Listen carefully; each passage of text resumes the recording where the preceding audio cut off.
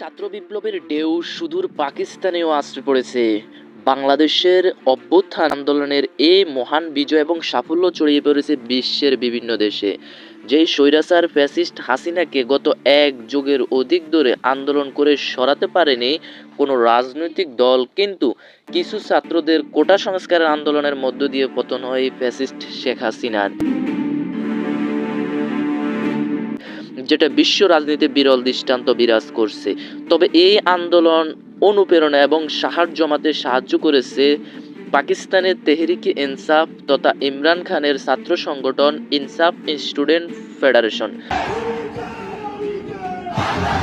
দেশটির ছাত্র যুব সমাজের আইডল হিসেবে পরিচিত, গত এক বছর ধরে কারাগারে রয়েছে। অনাস্থা অবৈধ ভোটের মাধ্যমে ইমরান খানকে হটিয়ে এখন ক্ষমতায় আছেন নওয়াজ শরীফের জোট সরকার, যাদেরকে অনেককে চোর হিসেবে চিহ্নিত করে রেখেছে। তবে পাকিস্তানের গণমাধ্যমগুলো জানিয়েছে, রাহুল, রয়ালপিন্ডি এবং ইসলামাবাদের লক্ষ লক্ষ ছাত্র যুব সমাজের আন্দোলনরত ছাত্রদের থেকে জানা যায়, বাংলাদেশের বিপ্লবের দ্বারা দেখেই তারা অনুপ্রেরণা এবং শক্তি পেয়েছে, তাই তারা আন্দোলনে নেমেছে।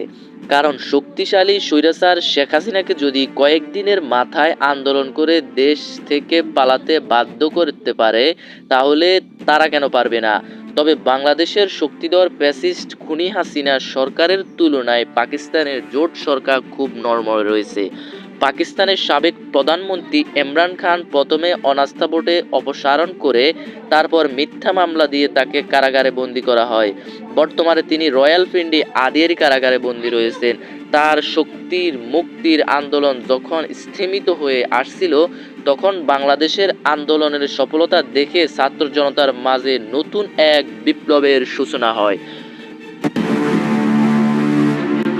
তবে বাংলাদেশের বিপ্লবের নাম মানেই এখন তাদের কাছে অনুপ্রেরণার নাম।